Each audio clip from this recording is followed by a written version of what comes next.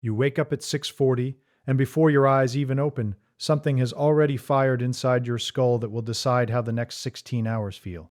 It's a hormone spike, and it happens in the first 30 minutes after you surface from sleep. Here's the plain answer to why 8 hours in bed can leave a person over 60 still exhausted. The problem isn't the sleep itself, it's that the morning signal your body uses to convert that sleep into daytime energy has gone quiet, and quiet mornings starve good nights of any payoff. But knowing that spike exists changes nothing on its own, because almost everyone who hears it assumes the fix is more coffee or more light. And both of those, done in the wrong order, actually flatten the very curve you're trying to rescue. So let me show you the thing your body is doing that you've never been able to feel. There's a system in your endocrine wiring called the cortisol awakening response. Think of it as an internal alarm clock that doesn't wake your mind, it wakes your metabolism. In a healthy 40-year-old, cortisol jumps between 50 and 75% in the first 30 to 45 minutes after opening the eyes. That surge is what tells the liver to release stored glucose, tells the blood pressure to climb enough to get you vertical, tells the brain to sharpen. It is the switch that turns asleep into awake. And by the 7th decade of life, in a great many people, that morning jump has shrunk to a fraction of what it was, sometimes to a barely detectable bump. Now, why does that matter more than the 8 hours? Because sleep is only half of a two-part contract. Your body spends the night making repairs, filing memories, clearing waste. And then it needs a firing pulse in the morning to cash all that work out into usable daytime function. The night does the manufacturing. The morning ships the product. Weaken the morning pulse, and the warehouse fills up with goods that never leave the loading dock. Which raises the question almost nobody asks. What actually happens to a good night's sleep when there's no strong morning signal to release it? It sits there, undelivered. You feel it as that specific, maddening fatigue of having slept plenty and still moving through the day like you're pushing through water. Here's the part that reframes the whole thing. That cortisol pulse in the morning isn't random, and it isn't stress in the way people use the word. It's timed by a cluster of roughly 20,000 nerve cells sitting just above where your optic nerves cross, called the suprachiasmatic nucleus, your master clock. Say it plainly, there is a physical clock in your head the size of a grain of rice, and every organ in your body checks the time against it. When that clock is confident about when morning is, it schedules the cortisol pulse hard and early. When the clock is confused, because your mornings look nothing like mornings anymore, it hedges. It smears the pulse out across hours instead of firing it in one clean spike. And a smeared pulse doesn't flip the switch, it just leaves the switch trembling in the middle. Why does the clock get confused with age specifically? 2 reasons, and they stack. First, the lens inside a 65-year-old eye transmits roughly a third less light to the retina than it did at 20. And it filters out disproportionately the blue wavelengths the clock reads most strongly. So the same bright kitchen at 7 a.m. is sending your master clock a dimmer, muddier version of its morning than it sent 30 years ago. Second, the melatonin your pineal gland makes at night, the hormone that tells the clock it's dark, starts leaking into the wrong hours, so the boundary between night and day gets soft. The clock is trying to read a sunrise through a dirty window, while a night hormone lingers past its shift. No wonder it hedges. If you've ever noticed that you wake earlier than you used to but feel less awake for it, that's this. That's the smeared pulse. You surfaced, but nothing fired behind the surfacing. Let me give you a working picture, because this is where most explanations wave their hands. Imagine an old diesel engine on a cold morning. Turn the key and it doesn't roar. It coughs, catches, sputters, and only slowly climbs to a working idle. The fuel is fine. The engine is fine. What's failed is the glow plug, the little element that preheats the chamber so the first ignition is clean and sharp. Your cortisol awakening response is the glow plug. When it fires strong, the whole system catches in. One turn, when it's degraded, you get the cough, the slow, phlegmy 45-minute climb into feeling human that so many people over 60 just accept as how mornings are now. Mornings are not supposed to be a cough. They're supposed to be an ignition. And here's a crossfield detail that surprised me when I first found it. Air traffic controllers and hydraulic engineers both obsess over something called signal-to-noise ratio, how strong a signal is relative to the background static drowning it out. A weak signal in a quiet room gets through fine. The same weak signal in a noisy room vanishes. Your morning clock signal has the exact same problem. As the cortisol pulse weakens with age, that's the signal getting quieter. But modern mornings, indoor light barely brighter than moonlight, breakfast at no fixed time, a phone screen at 2 a.m. throwing dawn-colored light into the bedroom, that's the noise getting louder. Weak signal, loud noise.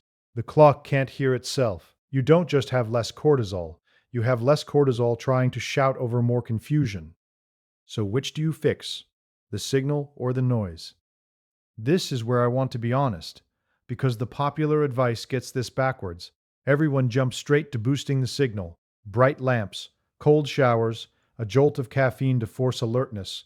But you cannot make a degraded glow plug fire harder by flooding the engine with fuel. Force alertness with caffeine before your natural cortisol pulse is fired, and you actually suppress the pulse, because caffeine and cortisol both raise alertness through overlapping pathways, and the body, sensing you're already alert, sees no reason to spend the cortisol. You've borrowed against a hormone you needed released for free.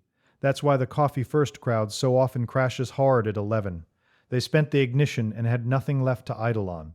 The order matters more than the ingredients. Lower the noise first, then the weak signal gets through on its own. Let me build the morning, piece by piece, and tell you exactly what each move is doing underneath.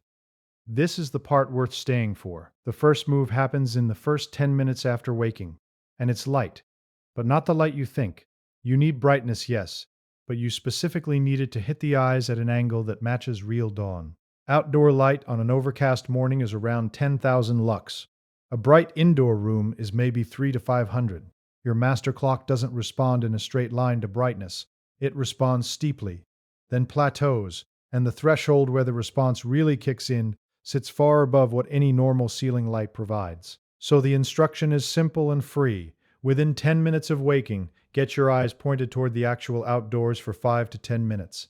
Not through a window. Window glass strips out a chunk of the exact wavelengths the clock reads. Step outside or open the door and stand in it. On a gray day, stay longer, because gray sky at 8 a.m. still throws several thousand lux, which is still 10 times your kitchen. If it's dark when you wake in winter, a 10,000 lux light box within arm's reach does the same job. And that's the one piece of equipment I'll ever mention, because for a northern winter there's no free substitute. If getting outside in the first 10 minutes is the single thing you take from all of this, hit like, because that one move, done before coffee, is the lever that makes every other part work, and the algorithm only shows this to the next person if it sees the signal. Now, why the eyes and not the skin? Because this signal doesn't run on vitamin D or warmth. It runs through a specific strange type of cell in your retina, discovered only in the early 2000s, intrinsically photosensitive retinal ganglion cells, or ipRGCs. Most cells in your eye are for seeing. These aren't. They don't send pictures to your visual cortex at all.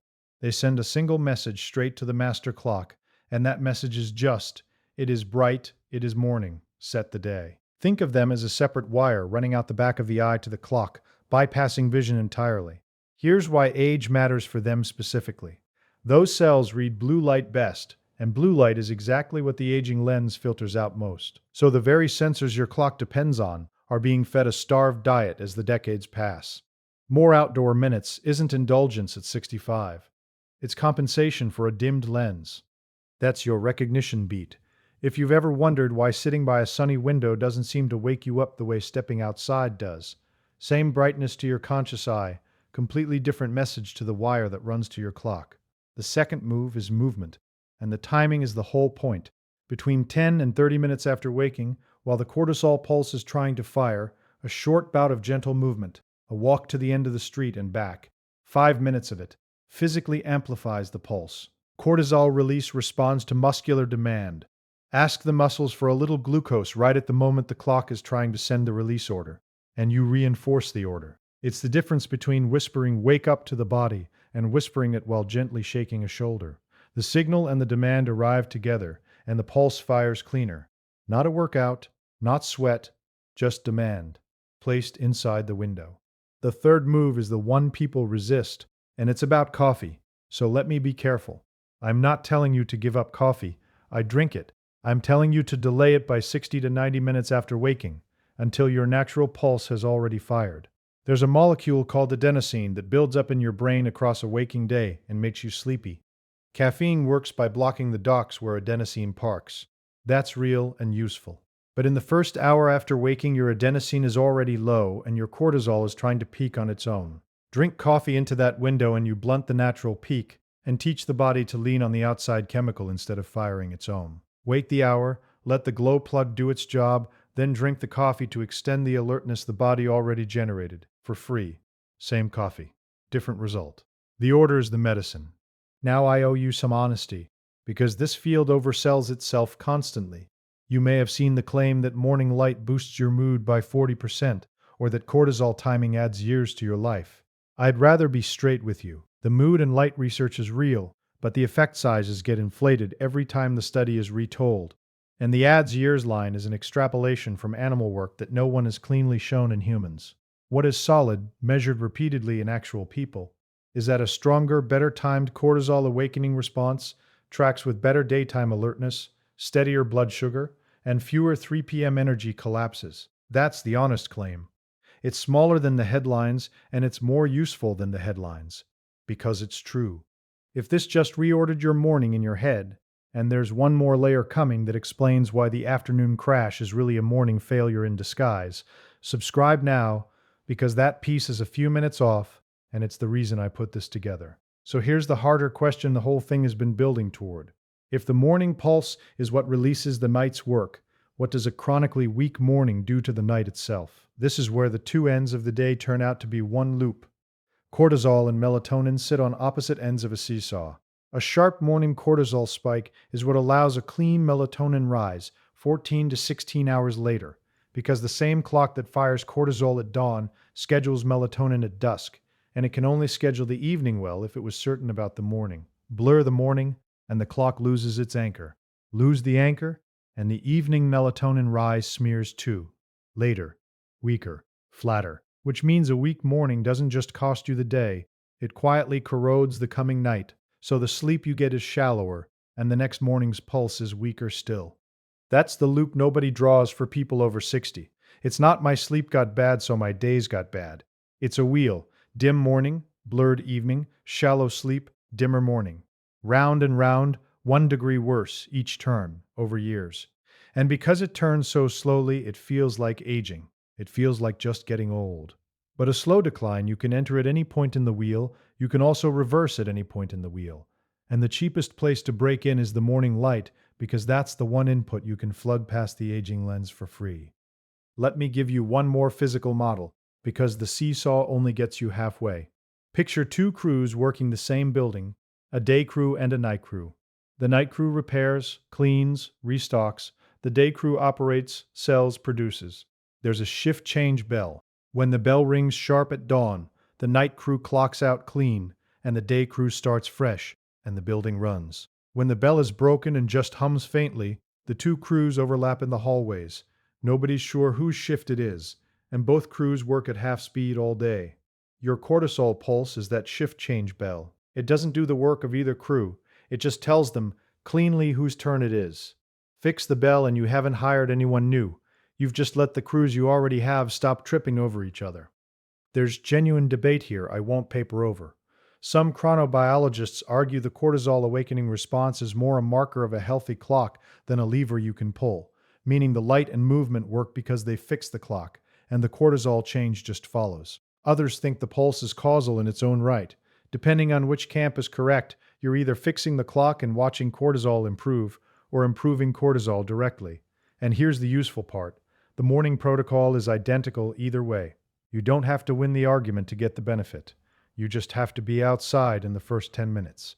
One more honest caveat. Because it matters for anyone reading a health video with a pen in hand, if you take a corticosteroid, or you have a diagnosed adrenal condition, or you're on medication that touches cortisol or blood pressure, none of this is a reason to change anything without your doctor. The morning light and the walk are safe for nearly everyone, but the timing of your medications is not something a video should touch. So walk it through as one connected morning. You wake around 6:40. Within 10 minutes before the kettle, you're standing in the open doorway or out on the step, eyes toward the sky, 5 to 10 minutes, feeding the starved wire behind your eyes the one signal it's been missing. Somewhere in the next 20 minutes, you take a short, slow walk, placing muscular demand right inside the window where the pulse wants to fire, reinforcing it. You let 60 to 90 minutes pass before the coffee, so the glow plug fires on its own fuel and the coffee extends real alertness instead of replacing it. 4 moves, none of them costing a cent, all of them arranged in the one order that works with the aging system instead of against it. Do them out of order. Coffee first, light never, movement at noon. And you'll swear none of it did anything, and you'll be right, because sequence is the active ingredient here, not any single step. Tell me in the comments, when you first open your eyes in the morning, are you sharp within a few minutes, or do you spend the better part of an hour climbing out of fog? Be honest about it. I genuinely want to see how the split falls, because I suspect the fog is far more common past 60 than anyone admits out loud, and half the people living it have quietly decided it's just their body now. It isn't just your body now. It's a bell that stopped ringing sharp, and a wire behind your eyes that stopped getting fed, and a clock trying to read dawn through a lens that dimmed so slowly you never noticed the room getting darker. None of that is damage. It's drift, and drift is the one kind of decline you can walk straight back out of, starting tomorrow at 6:40 in a doorway, looking up. If someone in your life sleeps their full 8 hours and still drags through every afternoon convinced there's something wrong with them, share this with them. It might be the cheapest fix they never tried. The sleep was never the problem. The morning was. Fix the bell, and the whole day starts to ring again.